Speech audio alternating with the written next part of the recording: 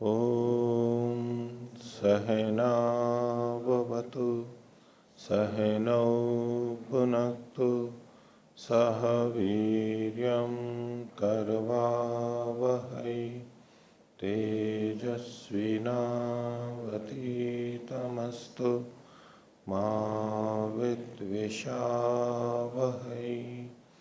ओम शांति शांति शांति।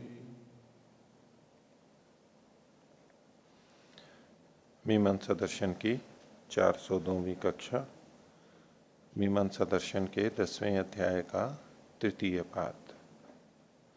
पिछली कक्षा में हमने 13वें अधिकरण तक देख लिया था, 55वें सूत्र तक। पिछले पाठ में से कुछ पूछना है तो हाँ। ओम आचार्य जी, पृष्ठ संख्या 333 पे हाँ, अंतिम पहली पंक्ति के अंतिम से है, अविवक्षिते अपि वचने या संख्या अनुद्यते तेन वचनेन एक भवितव्यम। मिनट, पृष्ठ संख्या 333। 33। हाँ जी, हाँ, हाँ, इसमें अंतिम पहली पंक्ति की पहले अनुच्छेद की अंतिम पंक्ति से ये अविवक्षिते अपि वचने या संख्या अनुद्यते। पहले अनुच्छेद की अंतिम पंक्ति, पहली पंक्ति के अंतिम से, पहली पंक्ति के अंतिम से। हाँ हाँ, ठीक है। अविवक्षिते अपि वचने। हाँ, तो जी ये स्पष्ट नहीं हुई है जी।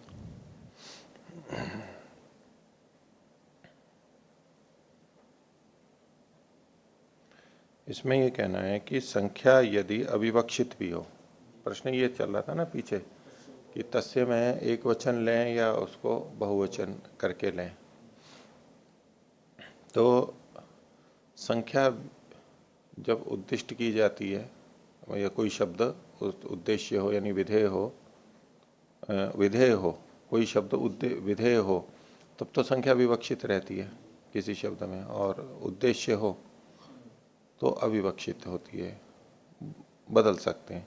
ऐसा करके वो पूर्व वो ले रहा था। तो ये यूं कह रहा है कि अविवक्षित है भी वचने, यद्यपि तस्य में वचन जो है, संख्या जो है वो अविवक्षित है, क्योंकि वो उद्देश्य है। तस्य किसी को का उद्दिष्ट कर रहे हैं, विधेय शब्द विधेय नहीं है उसमें। तो अविवक्षित है वचने या संख्या अनुद्यते, फिर भी जो संख्या अनुवाद की जा रही है, शब्द उद्दिष्ट है तो संख्या अविवक्षित है, लेकिन फिर भी जो संख्या अनुदित की जा रही है, कही जा रही है वहां पर, तेन वचने न भवितव्यम, वचन तो वहां वही होना चाहिए। विधेय में जो वचन हो वो वचन तो जो का तो चाहिए। उद्देश्य में जो वचन हो उसके लिए हम जब कहते हैं कि अविवक्षित है, तो उसका ये मतलब नहीं है कि मनमर्जी से कुछ भी कभी भी कर लो। उद्देश्य में भी जो वचन दिया हुआ है, प्रथम तो वही होना चाहिए, उसी का आग्रह होना चाहिए, क्योंकि उद्देश्य में भी वचन सभी तरह के हो सकते हैं। तो क्यों उन्होंने एक वचन ही पढ़ा? सीधा जो पढ़ना चाहिए वो भी तो पढ़ ही सकते हैं ना। जो वचन चाहिए वही वहां पर होगा, लेकिन कई स्थलों पर हमें वो वचन अविवक्षित भी हो जाता है। तो उद्देश्य का वचन सदा अविवक्षित ही हो और जो लिखा हुआ है उससे भिन्न ही करके हमें लेना है, ऐसा तो कोई बात नहीं है। प्रथम दृष्टया तो जो वचन दिया हुआ है वही लेना चाहिए। उस दृष्टि से यहाँ पर कह रहे हैं कि अविवक्षित भी वचने या संख्या अनुद्यते तेन वचने न भवितव्यम, उसी वचन के साथ उसको होना चाहिए, उससे युक्त। उसके लिए अब आगे उदाहरण दिया है, क्योंकि इससे ऊपर का जो था ना, पूर्व पक्षी प्रथम ने कहा था ननु लक्षणत्वात् तस्य शब्द से अविवक्षितम वचन, वो उसने ये तो करने पहले वहां तर्क दे ही चुका था। अब जब ये तेन वचने न भवितव्यम को करके अब ये उदाहरण दे रहे हैं, लौकिक यथा लक्षणत्वेन अपि उच्यमाने ब्राह्मण जातियो न हंतव्य इति। ठीक है, ब्राह्मण जातियो न हंतव्य। अब ब्राह्मण जातीय का तो पहले से पता ही है, ब्राह्मण जाति वाला न हंतव्य ये विधि की जा रही है। तो ये ब्राह्मण जातीय है, ये लक्षणा हो गई, मतलब अनुवाद है ये। इसको उद्दिष्ट करके न हंतव्य की का निषेध यानी विधि की जा रही है। तो ब्राह्मण जातीय इसमें यथा लक्षणत्वेन भी उच्यमाने ब्राह्मण जातीयो न हंतव्य इति न द्विवचनांतेन निर्देशो भवति। कोई कहने लगे कि यहाँ पर ब्राह्मण जाति है तो एक वचन है और ये अविवक्षित है, तो यहाँ पर दो हम ले लेंगे अर्थ। तो बोले नहीं, फिर भी दो अर्थ आप नहीं ले सकते। न द्विवचनांतेन निर्देशो भवति। कैसे कि ब्राह्मणो न हंतव्य होती, ये तात्पर्य आप ब्राह्मण जातियों न हंतव्य का ये अर्थ आप यहां से कभी भी नहीं ले सकते, भले ही अविवक्षित है। तो अविवक्षित होते हुए भी मनमानी संख्या नहीं ली जा सकती, ये बोलना चाह रहा है। तो ब्राह्मणो न हंतव्य हुई। तो अब इसके उसमें वो कह रहा है कि ब्राह्मणो न हंतव्य, बोले कि न जात्याख्याम एकस्मिन् बहुवचनम भवति। आह जात्याख्याम एकस्मिन् बहुवचनम भवति, बहुषु वा एक वचनम भवति, न तो एकस्मिन् बहुषु वा द्विवचनम भवति। तो जात्याख्याम है उसका जो अर्थ है, क्योंकि जब यहाँ पर ब्राह्मण जातियों न हंतव्य जातीय शब्द आ गया तो जाति आ गया, तो अब जात्याख्याम एकस्मिन् बहुवचनम अन्यतरस्याम, तो हम यहाँ पर दो ही अर्थ ले सकते हैं। या तो एक वचन तो यहाँ पर पढ़ा ही गया और जाति एक ही होती है, तो हम बहुवचन अर्थ भी ले सकते हैं, वहाँ पर एक में भी बहुवचन का प्रयोग हो सकता है। ठीक है, द्विवचन का तो वहाँ कहा नहीं गया था। तो जो इसने पहले कहा था कि ब्राह्मणों न हंतव्य, ये अर्थ नहीं ले सकते, बोले ये अर्थ तो ले ही नहीं सकते, आता ही नहीं, आप ये संभावना ही नहीं है द्विवचन, या तो एक वचन या बहुवचन। जो आप दो द्विवचन बोले, उसने तो सामान्य संख्या की दृष्टि से कहा था, ये इसका खंडन कर रहा है कि जात्याख्याम एकस्मिन् बहुवचनम भवति, एक में बहुवचन होता है, बहुषु वा एक वचनम भवति, या बहुतों में भी एक वचन किया जा सकता है। बहुत सारी चीजें हो तो एक वचन करके, यानी व्यक्ति में बहुवचन हो तो जाति मान करके एक वचन का प्रयोग हो जाएगा। बहुषु वा एक वचनम भवति न तो एकस्मिन् बहुषु च द्विवचनम भवति, लेकिन एक में और बहुत में द्विवचन नहीं होता है। इसलिए आप जो द्विवचन की संभावना मान करके खंडन कर रहे हो मेरा, वो तो द्विवचन बनता ही नहीं है वैसे। तेन अत्र बहुवचनांतेन निर्देशः एकवचनांतेन वा बहुषु निर्देशो भवति। यहाँ पर बहुवचनांत से निर्देश होगा या एक वचनांत से बहुतों में निर्देश हो जाएगा, तो ऐसे वो वहां बहुवचन ले लेगा। इस पे ये कह रहा है अत्रोच्यते जात्याख्यायाम एतदेवं भवति, जाति की आख्या में वो होता है। अब उसने क्या कि ब्राह्मण जातियों ने हंतव्य उदाहरण दिया था, वास्तव में तो वो तस्य को लेकर के दे रहा था, वहां तो जाति बात थी ही नहीं। अब ब्राह्मण जाति है का मतलब यहाँ पर जाति की आख्या नहीं थी, ब्राह्मण जाति वाला व्यक्ति, उसमें ब्राह्मण जाति है। यद्यपि जाति शब्द आ रहा है, लेकिन ये उदाहरण केवल तस्य की दृष्टि से था, बिना जाति वाले में भी ये कुछ और भी उदाहरण दे सकता था, पर इसने जाति लेकर के जात्याख्याम का बता के खंडन किया। तो बोले कि यहाँ तो ठीक है, जात्याख्याम एतदेवं भवति न च तत्शब्देन जातिरभिधीयते, तस्य में तो जाति की बात ही नहीं है। असन्निहित व्यक्ति वचना एष नहीं, सन्निहित व्यक्ति वचना एष भवति, तस्मात् एकस्य कस्यचित् संख्यायति, किसी एक की ये संख्या कही जाती है बस। ये शास्त्रीय विवेचना। हाँ, थोड़ा पृष्ठ संख्या 336 पर। हाँ, इसमें भी जी पहली पंक्ति से हाँ। असति एकस्मिन् जाति विशेषे सर्वत्र अन्यैः सह परार्ध संख्या निविष्टा, ये वाला भी अनुच्छेद स्पष्ट नहीं है अंतिम।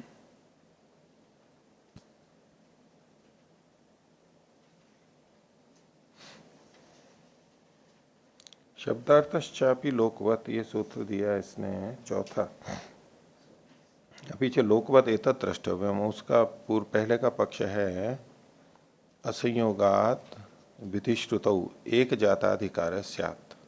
ठीक है, सबसे संयोग नहीं हो पाएगा और एक जाति का अधिकार होना चाहिए, ये उसने कहा था। उसी में ही आगे चल रहा है शब्दार्थश्चापि लोकवत, अपि च लोकवत एतत् द्रष्टव्यम लोकेपि निर्विशेषिते संख्या शब्दे उच्चरिते। जब भी संख्या शब्द बिना विशेषण के बोला जाएगा, यानी मात्र संख्या शब्द है, लोके ही निर्विशेषिते संख्या शब्दे उच्चरिते एक जातीय प्रत्यय भवति, ये एक नियम बता रहे हैं कि हमेशा एक जातीय में ही होगा। कुतः अन्यथा व्यवहार अनुपपत्ते है, नहीं तो व्यवहार नहीं हो पाएगा। असति एकस्मिन् जाति विशेषे, अगर एक जाति विशेष में नहीं हो वो संख्या शब्द, पहले तो कह ही दिया कि जाति विशेष में होगा, लेकिन अगर जाति विशेष में नहीं हो तो असति एकस्मिन् जाति विशेषे सर्वत्र अन्यैः सह परार्ध संख्या निविष्टा। तो जब यदि एक जाति विशेष में नहीं होगा तो कहाँ घटेगी वो? सब जगह घटेगी। सब जगह किसके? सर्वत्र, सब जगह अन्यैः सह, सबके साथ में घटेगी। उदाहरण में कैसे देखेंगे? अभी रुकिए, शब्द देखो पहले। असति एकस्मिन् जाति विशेषे, अगर जाति विशेष में नहीं माने उसको तो सब जगह अन्यैः सह परार्ध संख्या निविष्टा, परार्ध संख्या फिर सब जगह लगने लगेगी। परार्ध जो है इसको ये अंतिम संख्या मान करके चल रहे हैं। परार्ध और सब जगह घटेगी। परार्ध से च अवांतर संख्या भी समव्यवहार क्रियते, और परार्ध का अन्य संख्याओं के साथ व्यवहार किया जाता है। एक परार्ध, दो परार्ध, तीन परार्थ, ऐसे 100 परार्थ दूसरी संख्या जोड़ करके। परार्थ से आगे नहीं किया जाता, अंतिम संख्या है ना। अच्छा, अब उसको सबके साथ में जोड़ना है, तो सबके साथ में कैसे जोड़ेंगे? उसके आगे संख्या जोड़ेंगे। परार्थ से आगे की गणना करनी है तो कैसे करेंगे? एक परार्थ, दो परार्थ, 1000 परार्थ, 1,00,000 परार्थ, ऐसे करके उसको जोड़ेंगे। तो परार्ध से च अवांतर संख्या भी समव्यवहार क्रियते, ये शाम एकेन केनचित संबंध, जिन बहुतों में से एक किसी के साथ में संबंध हो, तेषाम उनमें से तम एकम संबंधिनम अपेक्षा, उस एक ही संबंधी की अपेक्षा करते हुए संख्या निवेशित, संख्या निवेशित होती है, सबके साथ में निवेशित नहीं होती है। भी ऊपर की दो पंक्तियों को और देखते हैं। तो नीचे तो येषाम एकेन केनचित संबंध तेषाम तम एकम संबंधिनम अपेक्षा संख्या निवेशते, स तत्रई का संबंधी वक्तव्य, एक ही संबंधी बोलना चाहिए। प्रकृतो व गृहीतव्य अर्थात व आपद्येत स उपादेय, कोई भी हो दोनों में से। यह च प्रकृता नाना जातिया, कई जाति है। तेषाम अन्यतमः संख्या संबद्ध स्यादिति, कोई एक जुड़ेगा। यथा शतमाभ्याम दीयताम इति एक जातीयानाम शतम न भिन्न जातीयानाम, ये वो उदाहरण है जो है शतम आभ्याम दीयताम। यथा द्रव्यम गुण कर्म अवयव इत्येवम आदिनो, कुछ भी हो सकता है वो 100, द्रव्य गुण कर्म या कोई अवयव। तो शतम आभ्याम दीयताम इति एक जातीय नाम शतम न भिन्न जातीय नाम। अब इसको देखिए, असति एकस्मिन, अगर इसको एक जाति विशेष में नहीं करोगे, शतम को एक जाति विशेष में नहीं करोगे तो ये कहाँ जुड़ेगा? एक जाति विशेष में नहीं करोगे तो सब जगह घटेगा। सब जगह कहाँ घटेगा? एक के साथ अगर आपने निश्चित नहीं किया तो वो सबके साथ जुड़ेगा, जाने लगेगा। हाँ सबके अब या तो अनियम होगा, किसी के भी साथ जुड़ जाएगा, तो वो तो संगत नहीं है, तो सबके साथ जुड़ने लगेगा। तो सबके साथ कितनों के साथ जुड़े? वो तो बहुत ज्यादा है जी। तो असति एकस्मिन् जाति विशेषे सर्वत्र अन्यैः सह परार्ध संख्या निविष्टा।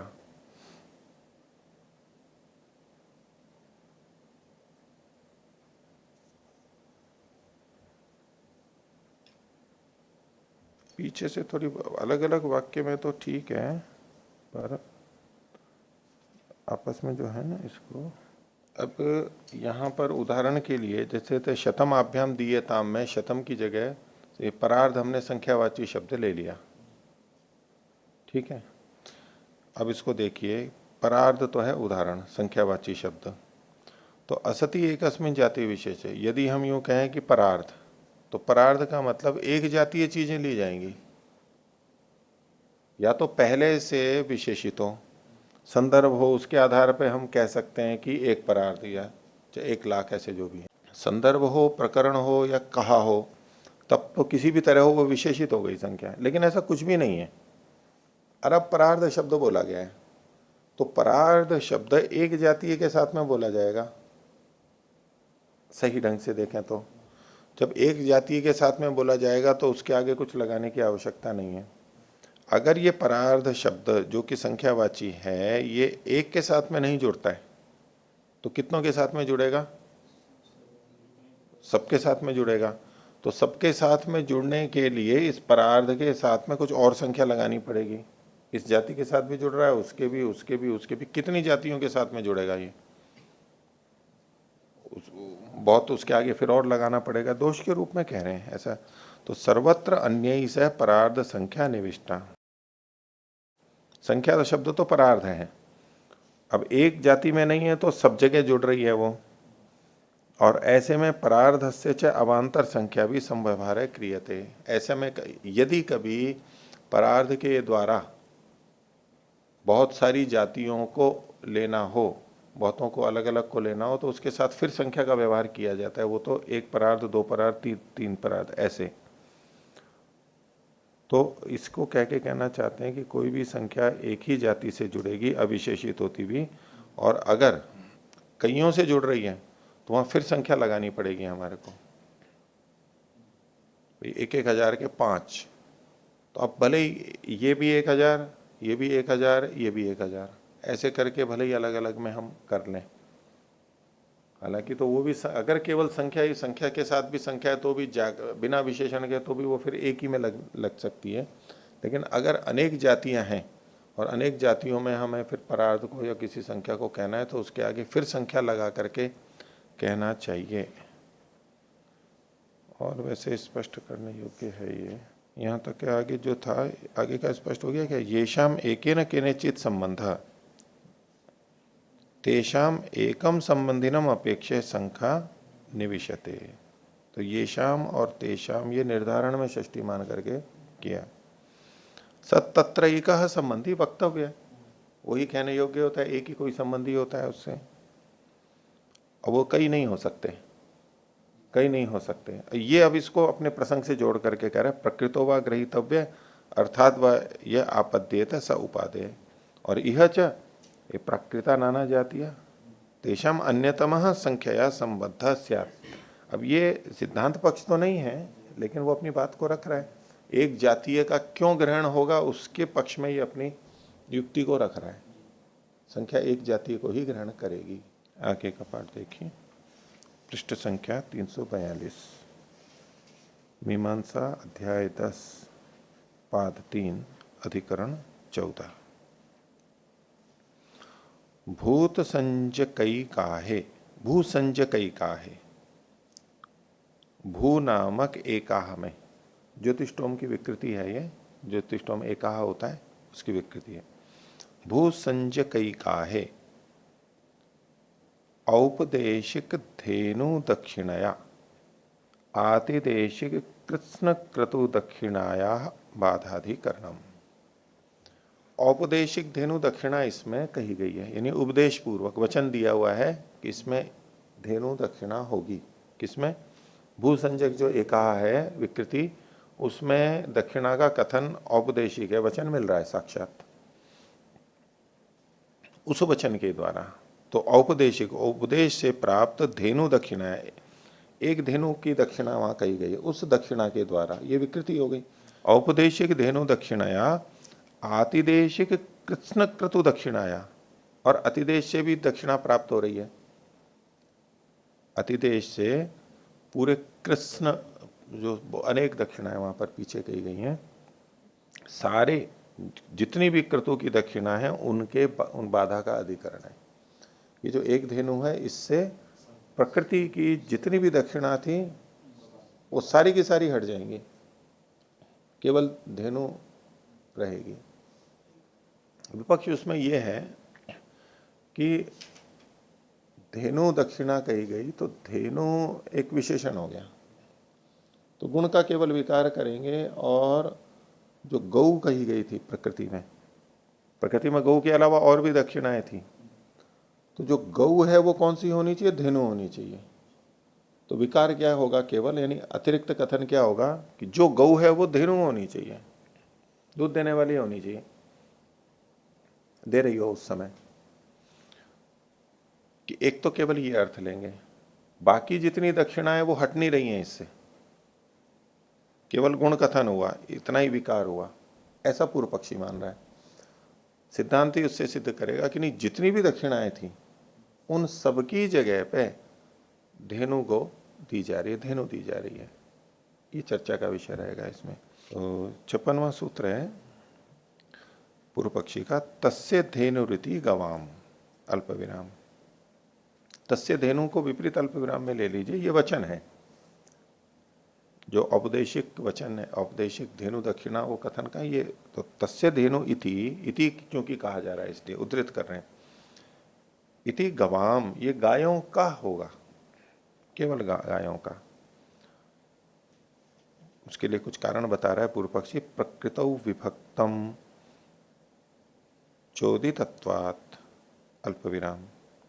विभक्तम या तो विभक्त चोदितत्वात्, पाठ भेद इसमें होना चाहिए कि विभक्तम को फिर अलग कर लेंगे, प्रकृति में विभक्त होकर के कथन किया गया होने से।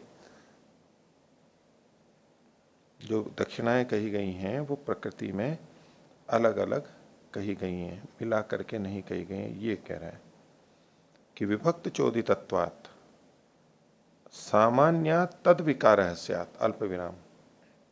इसमें अध्याहार कर लेते हैं, तत्सामान्य तद विकार स्यात्, उसके सामान्य होने से, सामान्य कथन से गाय के उसका तद विकार है स्यात्, उसके साथ, यानी उधर गौ थी इधर धेनु थी। यहाँ धेनु शब्द है विकृति में, प्रकृति में गौ शब्द है, उसके साथ सामान्य होने से, समानता होने से उसी का विकार हो। जैसे घी और तेल वाला करते रहते हैं ना कि तेल ले आए तो स्नेहन के लिए घृत का ही विकार होगा, बाकी भोजन तो यथावत रहेगा। ऐसे ये कह रहे हैं कि गोत्व सामान्य से बस केवल धेनुत्व आएगा, इसमें गो में विकार हो जाएगा, बाकी में कोई अंतर नहीं आएगा, बाकी यथावत रहेगी। तत्सामान्य तद विकार स्यात् अल्प विराम यथेष्टिर गुण शब्देन। जैसे इष्टि गुण शब्द के कथन से इष्टि का निर्णय करते हैं, ये उदाहरण पूर्व पक्षी बताएगा आगे। भाष्य भूमिका बना रहे, इदम आमनंती, म जोड़ लीजिए, इदम आमनंती, ये वचन कहते हैं, पढ़ते हैं। विपरीत अल्प विराम में यथैष भूर्वैश्वदेव त्रिवृदेव सर्वस्तस्य विश्ववत्यस्तोत्रीया धेनुर्दक्षिणा इति। धेनुर्दक्षिणा पे बंद कर लीजिए।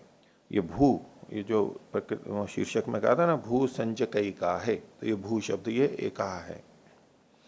भू वैश्वदेव त्रिवृद एवं त्रिवृत होता है, सर्वतस्तस्य विश्ववत्यस्तोत्रिया धेनुर्दक्षिणा, सब ओर से कुल मिला के इसमें धेनु दक्षिणा होती है। तो अत्र संदेह किम धेनुर्गवाम निवर्तिका, न कर लीजिए, क्या जो धेनु शब्द है ये गायों की निवर्तिका होगी? वहां गायें बहुत सारी हैं, अधिक हो सकती हैं, उनसे मतलब गायों का की को हटा देने वाली होगी। उत कृष्णाया दक्षिणाया थी, अतः पूरी दक्षिणा को ही हटा देगी, ये वचन हटा देगा। तत्रेदम तावत परीक्षम, तो पहले ये परीक्षा करनी चाहिए एक दूसरी बात कि इदम प्रकृतौ विभक्तम दाक्षिण्यम उत समस्तम इति।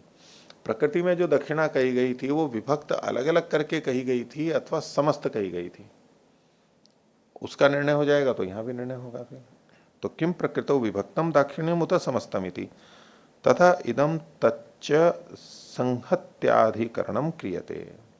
तो तथा इदम, ये और वह मिल करके अधिकरण किया जा रहा है। एक तो ये निर्णय करना है कि औपदेशिक धेनु आतिदेशिक दक्षिणा में से किसको हटाएगी, गऊ को अथवा तो कृष्ण दक्षिणा को। पर उसके निर्णय के लिए ये जरूरी जानना है कि प्रकृति में जो दक्षिणा का कथन है वो पृथक पृथक है, विभक्त करते हुए है अथवा समुच्चय के रूप में है, तो उसका भी निर्णय यहाँ होगा और उसके आधार पर इसका भी निर्णय हो जाएगा। तो इसलिए दोनों का कह रहे हैं, तथा इदम तच्च संहत्य अधिकरणम क्रियते, मिलकर के एक ही साथ विचार किया जा रहा है। क्या उसी को दोहरा रहे हैं, किम प्रकृतौ विभक्तम दाक्षिण्यम धेनुर्गवाम निवर्तिका इति, ई जोड़ लेना त से पहले, निवर्तिका, कि प्रकृति में दाक्षिण्य विभक्त है, क्या विभक्त है, और विभक्त है तो क्या होगा परिणाम कि धेनु जो है वो गवाम निवर्तिका, गायों को हटा देगी, केवल गायों को हटाएगी।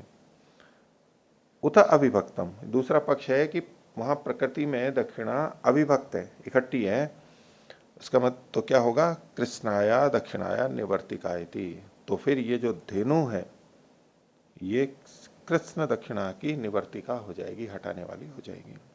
किम प्राप्तम, तो पूर्व पक्षी अपना मत रख रहा है जो सूत्र में कहा तस्य धेनु रीति श्रूयमाणे ब्रूमा, क्योंकि तस्य धेनु ये जो वचन मिलता है इसके कारण कहते हैं।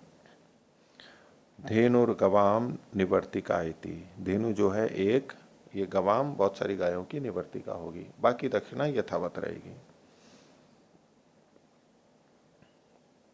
तथा एतत् तावद विचार्यते, फिर विचार कर रहे हैं प्रकृतो विभक्तम दाक्षिण्यम इति। तो पूर्व पक्षी अपनी बात कह रहा है कि प्रकृति में जो दाक्षिण्य है, दक्षिणा दी गई है, वो विभक्त है, वहां पर अलग अलग है। तो किमिदम विभक्तम इति सिद्धांति पूछ रहे हैं कि ये कैसे विभक्त है।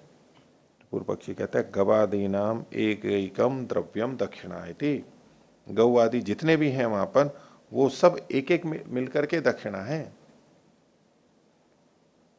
ठीक है, गौ भी, अश्व भी, अश्वतर भी, माश आदि भी, ये सब अलग अलग करके दक्षिणा है, ये बनेगा गवादीनाम एक एकम द्रव्यम दक्षिणा इति। सिद्धांत पूछता है ये कैसे निकाल लिया आपने, कथम। तो ये पिछला वाला वचन है, विपरीत अल्पविराम में लीजिए, गौश्च अश्वश्च अश्वतरश्च दक्षिणा, छोटा भाग दे दिया, बाकी सारा लगा सकते हैं। तो ये जो वचन है, इति प्रकृतौ गवादिभिर दक्षिणा शब्द प्रत्येकम परिसमाप्यते। तो प्रकृति में गवादि के साथ दक्षिणा शब्द है, वो प्रत्येक के साथ में समाप्त होगा, यानी प्रत्येक के साथ अलग अलग करके जुड़ेगा। गौ दक्षिणा, अश्व दक्षिणा, अश्वतरश्च दक्षिणा, ऐसे एक एक के साथ में जुड़ेगा। दक्षिणा शब्द दो तरह से जुड़ सकता है, एक तो समुदाय में मिल करके, और एक अलग अलग, जैसा कि व्याकरण में होता है, समुदाय में वाक्य की परिसमाप्ति होती है और प्रत्येक में भी वाक्य की परिसमाप्ति होती है, प्रसंगानुसार वो लेते हैं। तो अब यहाँ यही विवेचना है कि ये दक्षिणा शब्द है, ये सबके साथ मिल करके हो रहा है या एक के साथ। और समस्या इसलिए कि यहाँ च शब्द भी पड़ा हुआ है, क्योंकि च शब्द समुच्चय को बताने के लिए हम कह रहे हैं, इतरेतर योग कर रहे हैं। तो अब इस वाक्य से ये नहीं पता लग रहा है कि सब मिलाकर के दक्षिणा कही गई है या तो एक एक पृथक पृथक दक्षिणा है।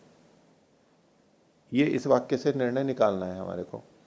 तो इसमें पूर्व पक्षी अपनी बात रख रहा है कि यदि प्रकृतो गवादिभिर दक्षिणा शब्द प्रत्येकम परिसमाप्यते, दक्षिणा शब्द सबके साथ अलग अलग जुड़ेगा। अब सबके साथ अलग अलग जुड़ेगा तो ये दक्षिणा शब्द बार बार प्रयोग किया जाएगा, प्रत्येकम परिसमाप्यते। क्यों ऐसा? तो बोले निर्दिष्टा ही गवादयो न तेषाम समुदाय, कि वहां पर क्या चीज निर्दिष्ट यानी कही गई है श्रुति के द्वारा। गवादी तो कहे गए हैं, लेकिन गवादियों का समुच्चय थोड़ा ना कहा गया है। हाँ, गवादी का समुदाय थोड़ा ना कहा गया है कि इन सब के का समुदाय दक्षिणा होता है। बोले इसका वाचक तो कोई शब्द है नहीं, नाम सबका लिखा गया है, तो गवादियों का निर्देश है, न कि उनके समुदाय का निर्देश है। श्रुति पे केंद्रित हो रहा है कि वचन ऐसा नहीं कह रहा है। अब कोई कहने लगे च शब्द से, तो कह रहे हैं च शब्द समुच्चयार्थो भवति न तु समुच्चय से निर्देश का। कोई कहता है च से होगा, तो च शब्द समुच्चय अर्थ वाला है। च अर्थ वाला तो है, लेकिन वो समुच्चय का निर्देशक नहीं है, समुदाय को बताने वाला नहीं है। अच्छा, च समुच्चय तो करता ही है ना, माशाश्च, तो औरों को लेते हुए माश का कथन है, तो यूं तो समुच्चय कर ही रहा है वो। तो उससे पूर्व पक्ष कोई ले सकता है कि सारा मिला करके उसका ये निषेध करना चाह रहा है पूर्व पक्षी, तो ऐसा नहीं। तो च शब्द जो है समुच्चय अर्थ भवति, समुच्चय अर्थ वाला होता है, लेकिन वो समुच्चय का निर्देशक नहीं होता है, समुच्चय की विधि नहीं कर रहा है कि सब मिल करके किया जाए, समुच्चय की विधि नहीं कर रहा है। समुच्चय अर्थ को तो दे रहा है, उसके साथ ये समुच्चय तो दे रहा है, लेकिन समुच्चय की विधि नहीं कर रहा है। यानी ये समुच्चय का वाचक नहीं है, समुदाय का वाचक नहीं है, ये बताना चाहते। च शब्द समुदाय का वाचक नहीं है। पर शब्द विशेषणार्थम तु समुच्चयम उपादीयते। पर पद विशेषणार्थम, दूसरे पद के विशेषण के लिए, पर पद के विशेषण के लिए तो ये समुच्चयम उपादीयते, समुच्चय उपादीयते। कौन सा? ये जो च शब्द है पर पद के विशेषण के लिए, तो माशाश्च ये करके कहते हैं वो, और ये उसको भी साथ में जोड़ने के लिए इस रूप में पर पद के विशेषण के लिए तो समुच्चय यहां पर किया जाता है। यदि ही निर्दिशेत क्रिया गुण ही समुच्चय संबद्धेत, अगर ये च शब्द यहां पर समुदाय का निर्देश करने लगे, समुच्चय का निर्देशक होते, यदि ही निर्दिशेत, तो क्रिया गुणों के साथ इसका समुच्चय संबद्ध हो जाए। क्रिया गुण ही समुच्चय संबद्ध, क्रिया के जो गुण हैं उनके साथ में, सबके साथ में समुच्चय हो जाए। तो क्रिया से विधि की जा रही है, तो क्रिया मतलब क्रियावाची उसके साथ जुड़ के तो सबके साथ में जुड़ सकता था वो, नहीं तो नहीं जुड़ेगा। अब समुच्चय और च शब्द पर्यायवाची नहीं है, इसको बताने के लिए पूर्व पक्षी कह रहा है समुच्चय शोभना, इसको बंद कर लीजिए विपरीत अल्पविराम में। और दूसरा वाक्य है समुच्चयो द्रष्टव्य, ये भी बंद कर लीजिए अलग अलग। इति यथा भवति, जैसे ये शब्द होता है तो समुच्चय है शोभना, ये जो समुच्चय इकट्ठा है ये अच्छा है। कई चीजें इकट्ठी करके बोले हाँ ये जो समुच्चय है ये अच्छा है, समुच्चय है शोभना, समुच्चय द्रष्टव्य, ये जो समुच्चय इकट्ठा है ये देखने लायक है। ये जो समुच्चय नहीं, आजकल के ये कॉम्बिनेशन जो है ये देखने लायक है, ये अच्छा है, ये कॉम्बिनेशन अच्छा है, ये अच्छा है कॉम्बिनेशन और ये देखने लायक है, तो समुच्चय शब्द का प्रयोग किया। तो यदि बोले च का मतलब समुच्चय होता तो एवं च शोभना च द्रष्टव्य इति वा भविष्यति, तो च शोभना को विपरीत अल्पविराम में लीजिए और च द्रष्टव्य को भी विपरीत अल्पविराम में लीजिए। मतलब उसके जगह अगर समुच्चय और च एक ही बात होती तो समुच्चय शोभना की जगह च शोभना शब्द का प्रयोग होता। अब च शोभना का तो अर्थ कुछ और ही आता है, समुच्चय शोभना तो नहीं अर्थ आता है ना। तो ऐसा कह करके पूर्व पक्षी कह रहा है कि च भले ही समुच्चय अर्थ को बताता है, यहाँ पर पद के विशेषण के रूप में प्रयोग किया जाता है, लेकिन ये समुदाय को नहीं बताता है। और निर्णय यही करना है कि यहाँ दक्षिणा के समस्त द्रव्यों का समुच्चय के रूप में कथन है या पृथक पृथक रूप से कथन है।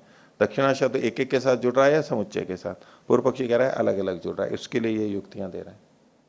ठीक है, आगे तथा यथेह समुच्चेयो षष्ठी भवति, तथा यथेह समुच्चेयो षष्ठी भवति। एक और तर्क रख रहा है ये कि जहां पर समुच्चय का कथन होता है, अगर समुच्चय का शब्द हो और तो उसमें समुच्चय जो होता है जिसका समुच्चय किया जा रहा है उसमें षष्ठी विभक्ति होती है।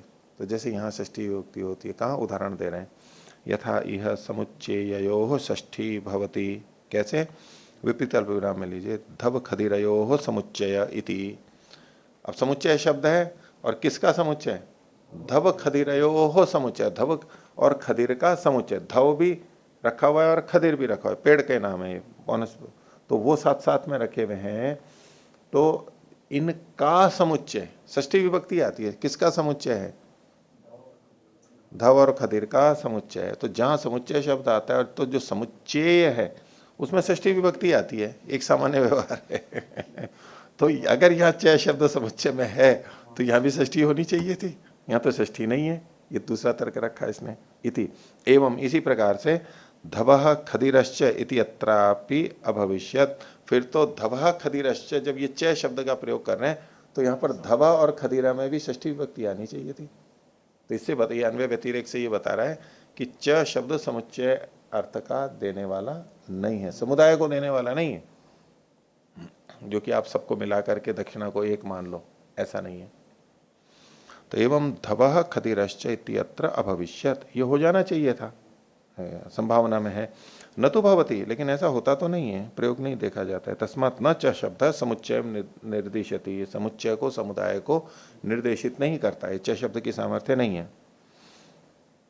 और अपनी पुष्टि में बोल रहा है ये, श्रुत्या निर्दिष्टेन च एक वाक्यता न्याय्या न गवादि लक्षितेन समुदायेन। इनकी आपस में जो एक वाक्यता है वो कैसे, तो श्रुति से निर्दिष्ट के द्वारा एक वाक्यता इनकी उचित है, न गवादि लक्षितेन समुदायेन, गवादि से लक्षित जो समुदाय है उसके द्वारा इनकी एक वाक्यता न्याय्य नहीं है। तो श्रुत्या मतलब तो ये जो साक्षात कथन के द्वारा, अगर यहां साक्षात कथन होता तो एक वाक्यता इनकी न्याय्य थी, श्रुत्या निर्दिष्टेन च एक वाक्यता ने, साक्षात कथन हो जाता ना, जैसे उसने पहले कहा था, यहाँ साक्षात तो कोई वचन है नहीं जिससे कि एक वाक्य इनके इसका समुच्चय हो, तो श्रुत्या निर्दिष्टेन च एक वाक्यता न्याय्य, तब तो उचित होती, न गवादि लक्षितेन समुदाय न, गवादि से लक्षित जो समुदाय है उससे ऐसी एक वाक्यता बना दें कि समुदाय को ले लें, वो ठीक नहीं है यहाँ पर। तस्मात् गौर दक्षिणा अश्व दक्षिणा इत्येवं संबंध। तो गाय दक्षिणा होती है, अश्व दक्षिणा होता है, ये संबंध लेंगे, यानी दक्षिणा का प्रत्येक के साथ अलग अलग संबंध होगा। लक्षयित्वा ही गवादी तेषाम दक्षिणात्मम विधीयते। और इस वाक्य रचना में जो पीछे था ना, गौश्च अश्वश्च अश्वतरश्च दक्षिणा, ये जो वाक्य था उसको कह रहे हैं कि इसमें गवादियों को लक्षित करके दक्षिणात्व का विधान किया जा रहा है। उद्देश्य विधेय को ये अपने अपने ढंग से बोल रहा है, गौवादी को लक्षित करके दक्षिणा का विधान किया जा रहा है। तो दक्षिणा की तो विधि है और गौवादी का उद्देश्य है, वो अनुवाद है। तो लक्षयित्वा ही गवादी तेषाम दक्षिणात्म विधीये थे तच्च गुणभूतम प्रति प्रधानम भित्त्येत। तच्च मतलब वो जो दक्षिणात्व है वो गुणभूत हो गया, दक्षिणात्व जो है वो गुणभूत है, तो गुणभूत प्रति प्रधान में जो गवादी हैं उसमें भेद को प्राप्त हो जाता है। ठीक है, च शब्दश्च एवं समर्थितो भवति, और इससे लाभ क्या होगा कि च शब्द सार्थक होगा यहाँ पर। गौर दक्षिणा अश्वश्च दक्षिणा, ऐसे ये भी दक्षिणा वो भी दक्षिणा, इस तरह च शब्द सार्थक होगा। इति न गौर अश्वादि सहितो यवादी नाम व समाहार इति। यहाँ पर गौ अश्वादि के साथ साथ यवादि का समाहार नहीं कहा जा रहा है, सब मिला करके एक दक्षिणा ये नहीं कहा जा रहा है। तो इस तरह करके इसने विभक्त है ये सिद्ध करने का प्रयास किया। तो अब उसके आधार पर यदा विभक्तम दाक्षिण्यम, तो जब ये दाक्षिण्य अगर विभक्त है सिद्ध हो रहा है, तदा प्राप्ता गौर दाक्षिण्य, तो गाय जो है वो दाक्षिण्य में प्राप्त हो गई। जब विभक्त है तो दाक्षिण्य में गौ भी प्राप्त हो गई, और गौ प्राप्त हो गई तो पुनर्विशेषणार्थम उच्चार्यते धेनुर्दक्षिणा। धेनुर्दक्षिणा विपरीत अल्पविराम में, कि अब उसको विशेषित करने के लिए गौ तो प्राप्त है दक्षिणा के रूप में, वो गौ कैसी होनी चाहिए, धेनु होनी चाहिए। उसी को आगे खोल दिया, या सौ गौ दक्षिणा सा धेनुरिति, जो गौ दक्षिणा थी वो धेनु होनी चाहिए। अन्यासाम दक्षिणानाम अविकारेण, घ की जगह व, अन्यासाम दक्षिणानाम अविकारेण यथा प्रकृति भावेन चोदकानुग्रहो भविष्यति। और अन्य जो दक्षिणाएं हैं उनको अविकार के रूप में यथा प्रकृति भाव में जैसी हैं ऐसा लेने से जो अतिदेश वचन है वो भी अनुग्रहित हो जाएगा। शब्दे नैव गव्येषु गुण उच्यते धेनुत्वम नाम, और जो गवि एष गुण, शब्दे नैव गवि एष, गाय में ये गुण कहा जा रहा है शब्द से, यानी साक्षात वचन से कहा जा रहा है। शब्द है क्या, वो कौन सा है, गुण, धेनुत्व कहा जा रहा है, ये गुण कथन हो गया। गौरेव ही धेनुर नान्या, गाय ही हो और तो वो धेनु ही हो, धेनु गाय ही हो, अन्य गाय नहीं हो, अन्य गो नहीं हो। तो यहां तक इन्होंने बता के आगे कहा यथेष्टिर गुण शब्देन, ये सूत्र का अंश है अंत वाला, यथा इष्टिर गुण शब्देन, उसको खोल रहे हैं, उदाहरण दे रहे हैं। ये तो विपरीत अल्पविराम में सौर्यम निर्वपेदिति, निर्वपेत ऐसा कर लीजिए, निर्वपेदिति, दिति में तो ई है एक ही मात्रा, ये प के ऊपर है, मतलब पो नहीं है ये, निर्वपेदिति। तो सौर्यम निर्वपेत ये एक वचन लिया है इन्होंने। इति सूर्य संबंधम कुर्यात द्रव्यस्य इति विवक्षिते। अब ये जो सौर्यम निर्वपेत कहा, इसमें सौर्य जो सूर्य देवता वाला है द्रव्य जिसका निर्वाप करना है, वो द्रव्य को कह रहे हैं। सौर्य का मतलब सूर्य देवता वाला वो द्रव्य है। तो सूर्य का संबंध करेगा कब, किससे, द्रव्य से इति विवक्षित है। जब यहां द्रव्य विवक्षित होगा उसके साथ सूर्य का संबंध किया जा रहा है। द्रव्य तो पहले से ही है, प्राप्त है, वो द्रव्य कैसा होना चाहिए, सूर्य देवता वाला होना चाहिए। कौन सा द्रव्य ये नहीं कहा गया यहां पर, वो तो पहले से विवक्षित है, केवल सूर्य देवतात्व वहां पर नया कहा जा रहा है। तो सर्यम निरूपित इति सूर्य संबंधम कुरिया द्रव्य से इति विवक्षित है। जब ऐसा विवक्षित होगा, यही तात्पर्य होगा, तो इति विवक्षित अल्प विराम ले सकते हैं, निर्वपणाश्रय एवं प्रयोग शब्देन निर्दिश्यते इति। तो अब निर्वपण के आश्रय से ही ये प्रयोग शब्द के द्वारा निर्देशित किया जा रहा है। निर्वपण से जो चीजें गृहीत हैं उन्हीं को निर्देशित किया जाएगा, ये जो निर्वाप से जुड़ी हुई है, सबके साथ में नहीं, निर्वाप से जो जुड़ी हुई। तो निर्वपण आश्रय एवं प्रयोग शब्देन निर्दिश्यते इति सनिर्वपणाकात प्रयोगात अनेन निर्वपण शब्देन ऐष्टिको विध्यंतो नियम्यते। तो ये जो निर्वपण वाले प्रयोग से, कौन सा निर्वपणकात प्रयोगात, कौन सा है निर्वपणकात प्रयोगात, सौर्यम निर्वपेदिति, उसके द्वारा निर्वपण शब्देन, निर्वपण मतलब निर्वपेदिति, इससे ऐष्टिको मात्र इष्टि वाले विध्यंत ही का ही नियमन होगा, बाकी का नहीं होगा। एवं यहाँ भी उसी प्रकार यहाँ भी गोर गुण वचनेन धेनु शब्देन गो दक्षिणा विकार क्रियते। तो यहाँ पर गाय के गुण वचन के द्वारा धेनु शब्द से गो दक्षिणा का विकार किया जा रहा है। ना अन्य दक्षिणा विक्रियते थी, अन्य दक्षिणा यथावत रहेगी। इस पर सिद्धांति बोलता है 57वां सूत्र, सर्वस्य वा अल्प विराम क्रतु संयोगाद एकत्वम दक्षिणार्थस्य अल्प विराम गुणानाम कार्यैकत्वाद अर्थे अल्प विराम विकृतौ श्रुतिभूतम स्यात् अल्प विराम तस्मात् संवायाधि कर्म भी। तो पूर्व पक्षी कहता है सर्वस्य मानी सारे का निवर्तन है। हाँ सिद्धांति हाँ, सिद्धांति कह रहा है कि सब कुछ सारी दक्षिणा का को हटा देगा, ये गौ दक्षिणा सबको हटा देगी, धेनु उस सबको हटा देगी। तो सर्वस्य वा क्रतु संयोगाद एकत्वम दक्षिणार्थस्य, ये क्रतु का संयोग होने से, क्रतु के साथ जुड़े हुए हैं ये, और दक्षिणा का जो अर्थ है उसका एकत्व होता है। दक्षिणा का जो प्रयोजन है, दक्षिणा का मतलब कुछ विशेष प्रयोजन होता है, आनमन आदि जो है एक, वो यहाँ पर सब जगह होने से गुणानाम कार्यैकत्वाद अर्थे, जो गुण है वो कार्य के लिए ही उनका एक प्रयोजन होता है।